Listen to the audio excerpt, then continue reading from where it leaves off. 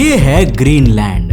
अपने नाम से अलग पृथ्वी का ये इलाका ग्रीनरी से भरा हुआ नहीं है, बल्कि इसका 80% इलाका बर्फ की चादर से ढका हुआ है। लेकिन इसके बावजूद यहाँ बर्फ के नीचे कुछ ऐसा छिपा है जिसको पाने के लिए पूरी दुनिया में जंग छिड़ी पड़ी है। अमेरिका, रशिया, चाइना ये सभी देश ग्रीनलैंड को अपने कंट्रोल में लेना चाहते हैं। यहाँ तक कि अमेरिका ने तो एक स्टेप आगे जाते हुए डेनमार्क, जो कि ग्रीनलैंड को कंट्रोल करता है, उससे ग्रीनलैंड को खरीदने तक की कोशिश की थी, जिस पर आपको पूरा का पूरा एक विकिपीडिया पेज मिल जाएगा। बट आखिर ग्रीनलैंड में ऐसा क्या छिपा हुआ है जिसके लिए अमेरिका और सारी वर्ल्ड पावर्स इतना ज्यादा इंटरेस्टेड है? अब यहाँ पर मैं आपको एक हिंट दूं।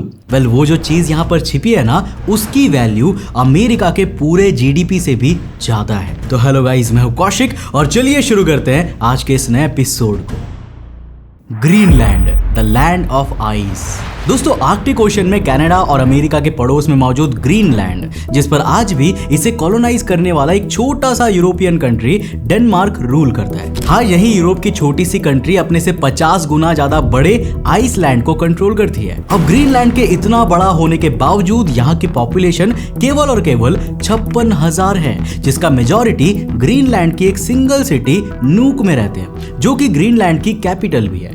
अब दुनिया के इतने बड़े मैसिव लैंड में इतनी कम जनसंख्या होने का कारण है यहाँ का एक्सट्रीम टेम्परेचर और फूड सप्लाई की कमी। क्योंकि देखो, ग्रीनलैंड का 2/3 भाग ना नॉर्थ की और आर्कटिक सर्कल रीजन में आता है, जिसका मतलब यहाँ तक पहुँचने के लिए सनलाइट को अर्थ के एटमॉस्फेयर में ज्यादा डिस्टेंस कवर करनी पड़ती है, जिसके कारण यूजुअली यहाँ अर्थ के दूसरे हिस्सों की तुलना में काफी कम सनलाइट पहुँचती है, जो इसे और भी ज्यादा ठंडी जगह बना देती है। लेकिन इसके बावजूद गल्फ स्ट्रीम से आने वाला वार्म ओशियन करंट ग्रीनलैंड के सदर्न पार्ट के कुछ पार्ट को ग्रीनलैंड के ओवरऑल कोल्ड टेम्परेचर से गर्म बनाए रखता है। इसीलिए ग्रीनलैंड की ऑलमोस्ट सारी major cities north west coast line पर ही मौजूद है। यही कारण है कि हजारों साल से ह्यूमन एक्टिविटीज ज्यादातर इसके कोस्टल इलाकों तक ही सीमित रही है। लेकिन दोस्तों, गल्फ स्ट्रीम के वार्म वाटर के बावजूद यहाँ का एवरेज टेम्परेचर विंटर्स में -9 डिग्री सेल्सियस तक पहुंच जाता है। लेकिन ये जल्द ही बदलने वाला है, क्योंकि ग्लोबल वार्मिंग से धीरे धीरे ग्रीनलैंड का टेम्परेचर बढ़ रहा है और यहाँ की बर्फ तेजी से मेल्ट होकर समुद्री पानी में मिल रही है। अब बात करते हैं कि how fast Greenland is melting. NASA के जेट प्रोपल्सन लेबोरेटरी द्वारा साल 2006 में पब्लिश्ड एक रिपोर्ट के मुताबिक ग्रीनलैंड की आइस और glacier 239 cubic kilometres per year के रेट से मेल्ट हो रहे हैं, जो मेल्टिंग रेट ऑलमोस्ट हर 5 साल में डबल होता जा रहा है। जिसमें सबसे बड़ा कंट्रीब्यूशन ग्रीनलैंड के नॉर्दर्न हिस्से में मौजूद आइस शीट्स का है, जिसका मेजरली हिस्सा आर्कटिक सर्कल में होने के कारण ये काफी तेजी से मेल्ट हो रही है, क्योंकि आर्कटिक सर्कल का एवरेज टेम्परेचर ग्लोबल टेम्परेचर से ऑलमोस्ट 2.5 टाइम्स ज्यादा गर्म रहता है। अब दोस्तों, एक रिपोर्ट के मुताबिक इस फास्ट मेल्टिंग प्रोसेस के कारण ग्रीनलैंड हर साल अप्रोक्सीमेटली 200 गीगाटन्स ऑफ आइस हर साल खोता ही जा रहा है, जो आइस पानी बनकर सीधा हमारे समुद्रों में मिल रही है। और अगर इसी तरह चलता रहा ना, तो इस सेंचुरी के एंड तक ग्लोबल सी लेवल ऑलमोस्ट 30 सेंटीमीटर्स तक बढ़ चुके होंगे। अब इस रिसर्च का यह भी कहना है कि इस तरह ग्रीनलैंड के ऊपर मौजूद सारी 2.9 quadrillion metric tons of ice केवल कुछ ही सेंचुरीज में यहाँ से गायब होकर समुद्री पानी में मिल जाएंगी। अब कई सेंचुरी सुनने में भले ही बहुत ज्यादा समय लग रहा होगा, लेकिन जियोलॉजिकल टाइमलाइन के हिसाब से ये समय पलक झपकाने जितना छोटा होता है, जो दिखाता है कि हम कितने सीरियस खतरे में हैं। क्योंकि अगर ऐसा हुआ ना, तो ग्रीनलैंड की सारी बर्फ पिघलने से ग्लोबल सी लेवल्स 7 मीटर तक बढ़ जाएंगे, जिससे दुनिया की ऑलमोस्ट सभी मेजर कोस्टल सिटीज डूब चुकी होंगी। For example, Florida, Miami, San Francisco, California, European countries, Belgium, Venice, middle eastern countries, Egypt, second largest city of Egypt, Alexandria, almost entire Bangladesh और भारत के वेस्ट बंगाल का काफी बड़ा हिस्सा, ऑल्सो चाइना और जापान एंड ऑलमोस्ट हर कंट्री की मेजर कोस्टल सिटीज जिसका एलिवेशन ओशियन लेवल से 7 मीटर से कम है। इसके अलावा नासा की माने तो इस तरह ग्रीनलैंड से इतना बड़ा मास हटने के कारण पृथ्वी की रोटेशन स्पीड पर भी असर होगा और ये पहले के मुकाबले काफी धीमी हो जाएगी। लेकिन दोस्तों, वहीं पर अगर इसकी दूसरी साइड देखी जाए ना, तो अब हमें दुनिया में एक नया हरा भरा भरा कॉन्टिनेंट देखने को मिलेगा जो आज से पहले तक इस मोटी बर्फ की चादर के नीचे छिपा हुआ था। Exploring Greenlands ice sheets. दोस्तों, ग्रीनलैंड का 80% हिस्सा 17 लाख किलोमीटर स्क्वायर में फैली आइस शीट से ढका हुआ है, जो पूरी अर्थ के फ्रेश वाटर रिजर्व्स का ऑलमोस्ट 7% होल्ड करती है, जिनकी एवरेज थिकनेस यानी कि मोटाई 2.3 किलोमीटर है। और ग्रीनलैंड के कई हिस्से तो बर्फ की 3 किलोमीटर मोटी चादर से ढकी हुई है। अब देखो, ये नंबर कितना बड़ा है इसका अंदाजा आप इसी बात से लगा सकते हैं कि जिन समुद्रों की गहराई से हम इंसान इतना ज्यादा डरते हैं ना, उनकी एवरेज डेप्थ भी केवल 3.7 किलोमीटर ही होती है।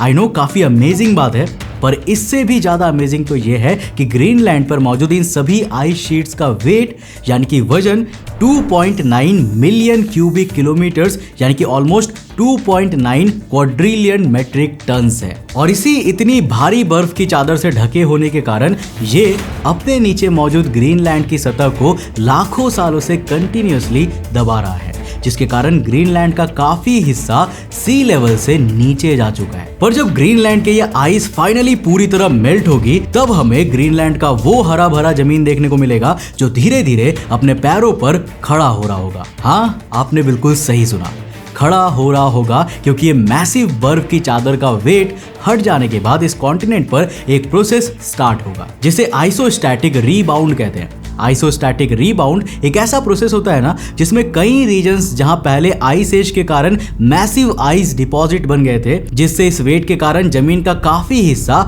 नीचे की ओर धंस गया था, लेकिन बाद में अर्थ के गर्म होने पर उस रीजन से बर्फ के वापस हटने पर वहां की जमीन दोबारा से कॉन्टिनेंटल रीबाउंड के जरिए धीरे धीरे ऊपर बढ़ती जाती है। इन शॉर्ट, फ्यूचर में आइस शीट्स के मेल्ट होने के साथ साथ ग्रीनलैंड की जमीन का एलिवेशन भी बढ़ता जाएगा और इसका जो हिस्सा आज सी लेवल के नीचे दबा हुआ है, वो बर्फ के हटने के बाद कुछ ही सेंचुरीज के बाद फाइनली सी लेवल से ऊपर आ जाएगा। Greenland plane crash mystery.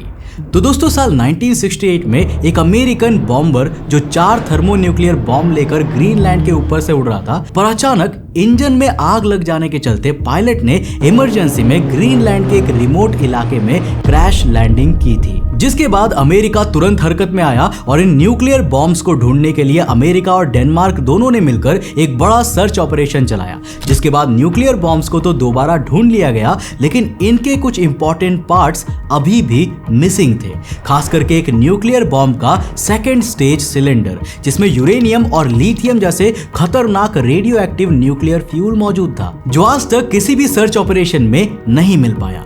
इसके अलावा साल 1942 में सेकेंड वर्ल्ड वॉर के दौरान American Lockheed P-38 lightning fighter jet एक इमरजेंसी के चलते ग्रीनलैंड में क्रैश हो गया था। वैसे इसके क्रू को तो सही सलामत निकाल लिया गया, पर जेट वहीं पर छूट गया। बाद में कई बार इस फाइटर जेट को ढूंढने की कोशिश की गई, लेकिन ये उसके बाद कहीं नहीं मिला। बट फाइनली 50 साल तक सर्च मिशन चलाने के बाद साल 1992 में इसे खोज लिया गया, जो कि 268 फीट नीचे बर्फ की चादर में ढका हुआ था। अब इसे निकालने के बाद इसे रीस्टोर किया गया और इसके बाद दोबारा इसने फ्लाई करना शुरू किया। What's hidden inside the Greenland ice. दोस्तों, ग्रीनलैंड की अलग अलग साइट्स पर की गई आइस ड्रिलिंग के दौरान हमें यहाँ कई हजार फीट नीचे 33 से 56 मिलियन साल पुरानी आइस भी मिली। और जैसा कि मैंने आपको थोड़ी ही देर पहले कहा कि ग्रीनलैंड का 80% हिस्सा पूरा इसी तरह इन हजारों लाखों साल पुरानी बर्फ से ढका हुआ है, इसी तरह ग्रीनलैंड का ये 80% हिस्सा एक बंद तिजोरी की तरह है, जिसके नीचे बहुत से राज छिपे हैं और हाँ, बहुत सारा खजाना भी है। तो साल 2013 नासा ने अपनी सैटेलाइट में लगी रेडार टेक्नोलॉजी की मदद से इन कई किलोमीटर मोटी बर्फ के नीचे मौजूद की जमीन का 3D मैप तैयार किया, जिसमें उन्हें कई शॉकिंग चीजें दिखाई दी।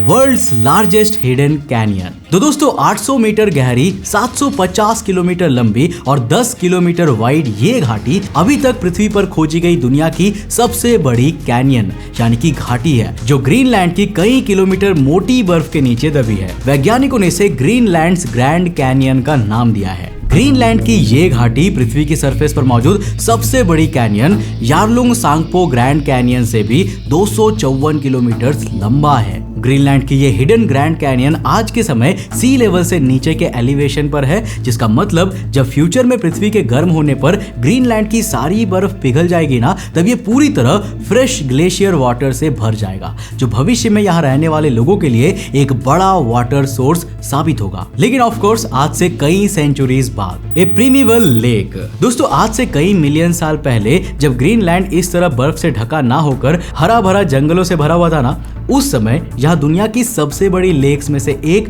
मौजूद थी, जिसमें 18 अलग अलग धाराओं से आने वाला पानी इकट्ठा होता था। रडार से मिले 3D मैप्स मेजरमेंट से पता चलता है कि ये प्रीमिवल लेक 250 मीटर गहरी थी, जो आज 1.8 किलोमीटर मोटी आइस शीट के नीचे दबी हुई है। Evidence of meteoroid impact. तो दोस्तों साल 2015 में रडार से ग्रीनलैंड की मैपिंग के दौरान वैज्ञानिकों को यहाँ 2 बड़े क्रेटर्स मिले थे एंड एस्टिमेशंस के अनुसार ये ऑलमोस्ट 58 मिलियन ईयर्स पहले पृथ्वी से टकराए थे, जिस समय ग्रीनलैंड एक हरा भरा इलाका हुआ करता था। पर आज ये दोनों क्रेटर लगभग 930 मीटर मोटी बर्फ की चादर के नीचे मौजूद है, जिनमें पहले वाला 31 किलोमीटर वाइड क्रेटर ग्रीनलैंड के नॉर्थ वेस्ट इलाके में हियावाथा ग्लेशियर के नीचे मौजूद है, जबकि दूसरा 36 किलोमीटर बड़ा क्रेटर पहले वाले से 183 किलोमीटर दूर मौजूद है। Perfectly preserved fossil plants. तो दोस्तों ग्रीनलैंड के कुछ इलाकों में देखा जा रहा है कि जैसे जैसे बर्फ पिघल रही है ना, वैसे वैसे हमें इसमें बर्फ के नीचे छुपे कई बड़े बड़े पेड़ देखने को मिल रहे हैं। इसके अलावा जब साल 2017 में एक न्यूक्लियर वेपन्स बेस के लिए यहाँ ड्रिलिंग की जा रही थी, तब भी वैज्ञानिकों को यहाँ ड्रिलिंग में कई परफेक्टली प्रिजर्व्ड पेड़ पौधों के फॉसिल्स मिले थे, जो कई मिलियन साल पुराने थे। और ये एक प्रूफ है कि आज से कई मिलियन साल पहले ग्रीनलैंड में पेड़ पौधे और जंगल मौजूद थे। वैसे आज तो इस बर्फ की चादर से ढकी जमीन पर केवल एक ही नेचुरल फॉरेस्ट किंगवा वैली मौजूद है, जो इसके सदर्न रीजन में चारों ओर पहाड़ी से घिरा एक छोटा सा इलाका है। ग्रीनलैंड्स नेचुरल रिसोर्सेज, ए जियो स्ट्रैटेजिक गेम चेंजर। तो दोस्तों ग्रीनलैंड के नीचे सबसे इंटरेस्टिंग एंड इंपॉर्टेंट चीज है natural resources, specifically hydrocarbon and rare earth elements. अब दोस्तों यूनाइटेड स्टेट्स जियोलॉजिकल सर्वे के मुताबिक ग्रीनलैंड में 412 बिलियन बैरल्स ऑफ हाइड्रोकार्बन मौजूद है, जो वर्ल्ड के टोटल ऑयल रिजर्व्स का 13% है। एंड ऑल्सो रिसर्च तो ये भी कहती है कि यहाँ पर 30% अनडिस्कवर्ड नेचुरल गैस रिजर्व्स मौजूद है। नाउ कैन यू इमेजिन कि वर्ल्ड के 30% नेचुरल गैस रिजर्व्स सिर्फ एक ही जगह पर सीमित है। ये बात ग्रीनलैंड को स्ट्रैटेजिकली कितना ज्यादा इंपॉर्टेंट बनाती है। लेकिन इन सबसे भी ज्यादा जो इंपॉर्टेंट चीज है ना, वो है ये रेयर अर्थ एलिमेंट्स, जो आज के समय ह्यूमन सिविलाइजेशन की हर एक टेक्नोलॉजी में प्रयोग होते हैं। चाहे हमारे हाथ में मौजूद स्मार्टफोन हो, हमारे कंप्यूटर हो, इलेक्ट्रिक कार्स हो, या फिर हवा में उड़ते हवाई जहाज ही क्यों ना हो। और आज के समय में इन रेयर अर्थ एलिमेंट्स पर पूरी तरह चाइना की मोनोपोली चलती है, जो वर्ल्ड का 85% रेयर अर्थ एलिमेंट्स अकेला एक्सपोर्ट करता है। इसीलिए ग्रीनलैंड के इन रेयर अर्थ एलिमेंट डिपॉजिट्स को कंट्रोल करने के लिए इसके कई छोटे छोटे गांव भी दुनिया की कुछ सबसे इंपॉर्टेंट स्ट्रेटेजिक लोकेशन बन चुके हैं। यहाँ तक कि अमेरिका तो अपने पैसों में इतना अंधा हो चुका है कि उसने तो डेनमार्क को, जो ग्रीनलैंड को कंट्रोल करता है, उसे ग्रीनलैंड के कुछ इलाके अमेरिका को बेचने का ऑफर कर दिया था, जिस पर आपको एक डिटेल्ड विकिपीडिया आर्टिकल भी देखने को मिल जाएगा।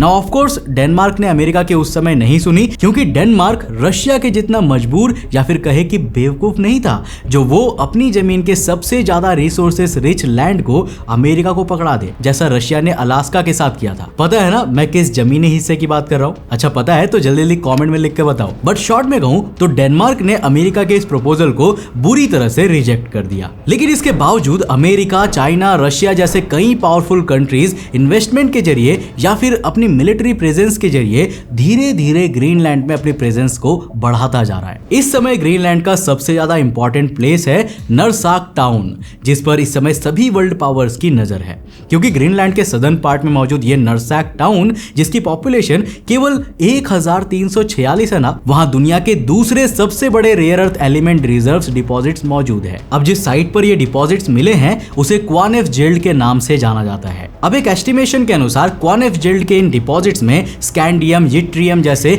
11 million tons of rare earth oxide मौजूद है। ऑल्सो यहाँ पर ऑलमोस्ट 2,70,000 टन्स के यूरेनियम डिपॉजिट्स भी है। एंड रिमेंबर, ये बस हम ग्रीनलैंड के एक छोटे से रीजन में मौजूद सिर्फ एक डिपॉजिट की ही बात कर रहे हैं। अब जरा सोचिए ग्रीनलैंड की कि इतनी मोटी कई किलोमीटर बर्फ के नीचे ऐसे कितने रेयर अर्थ एलिमेंट्स के डिपॉजिट्स होंगे। इसीलिए तो अमेरिका और यूरोप ग्रीनलैंड के ये रेयर अर्थ एलिमेंट डिपॉजिट्स के लिए काफी ज्यादा अट्रैक्टेड है, क्योंकि ग्रीनलैंड के ये रिजर्व्स उनकी चाइना की निर्भरता खत्म कर सकता है। नाउ लेट्स सी कि कब इन रिसोर्सेज की माइनिंग शुरू होगी और क्या सच में ग्रीनलैंड अमेरिका और यूरोप की चीन पर निर्भरता खत्म कर पाएगा। आप इसके बारे में क्या सोचते हो, हमें नीचे कमेंट बॉक्स में अपना जवाब लिखकर जरूर बताना। और इसी तरह के इन्फॉर्मेटिव कंटेंट के लिए आप मुझे इंस्टाग्राम पर भी फॉलो कर सकते हो, जहां हम कई वैल्यूएबल नॉलेज रील्स बनाते हैं। तो ये है मेरा इंस्टाग्राम हैंडल, यहां पर जाकर अभी मुझे फॉलो कर लेना। अगर आपको इस वीडियो से कुछ नया सीखने को मिला तो इस वीडियो को लाइक कर देना, और साथ ही साथ अगर आप इस चैनल पर नए हो तो इस चैनल को सब्सक्राइब करने के साथ साथ नोटिफिकेशन बेल ऑन कर देना, क्योंकि ये आपके लिए बिल्कुल फ्री है, लेकिन ऐसा करने पर